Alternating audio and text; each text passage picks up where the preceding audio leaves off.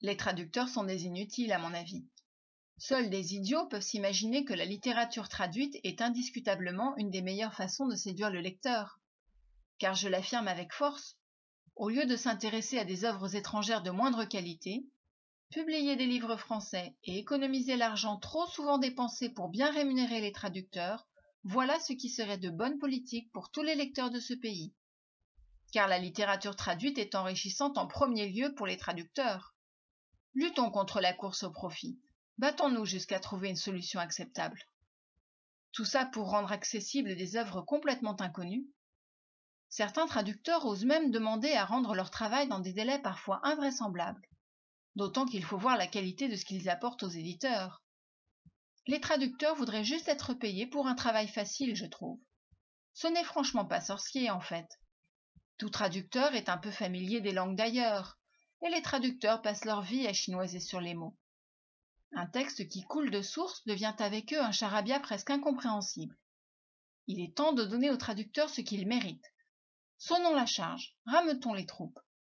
Les traducteurs voudraient simplement qu'on les considère victimes de leur amour de la littérature, de l'air du temps, mais ils ne peuvent pas vivre au crochet des éditeurs.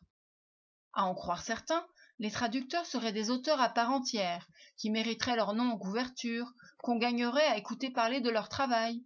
Il faudrait montrer que les traducteurs sont des acrobates des mots. Nous devons réagir pour inverser cette façon de penser. On y va ? Pour inverser cette façon de penser, nous devons réagir. Il faudrait montrer que les traducteurs sont des acrobates des mots, qu'on gagnerait à écouter parler de leur travail, qui mériteraient leur nom en couverture. Des auteurs à part entière. À en croire certains, les traducteurs seraient au crochet des éditeurs. Mais ils ne peuvent pas vivre de l'air du temps, victimes de leur amour de la littérature. Les traducteurs voudraient simplement qu'on les considère. Rameutons les troupes, sonnons la charge. Il est temps de donner aux traducteurs ce qu'ils méritent. Un charabia presque incompréhensible devient avec eux un texte qui coule de source. Et les traducteurs passent leur vie à chinoiser sur les mots. D'ailleurs, familier des langues, tout traducteur est un peu sorcier en fait. Ce n'est franchement pas un travail facile, je trouve. Les traducteurs voudraient juste être payés pour ce qu'ils apportent aux éditeurs. D'autant qu'il faut voir la qualité de leur travail dans des délais parfois invraisemblables. Certains traducteurs osent même demander à rendre accessibles des œuvres complètement inconnues. Pour rendre tout ça acceptable, battons-nous jusqu'à trouver une solution contre la course au profit. Luttons en premier lieu pour les traducteurs, car la littérature traduite est enrichissante pour tous les lecteurs de ce pays. Voilà ce qui serait de bonne politique.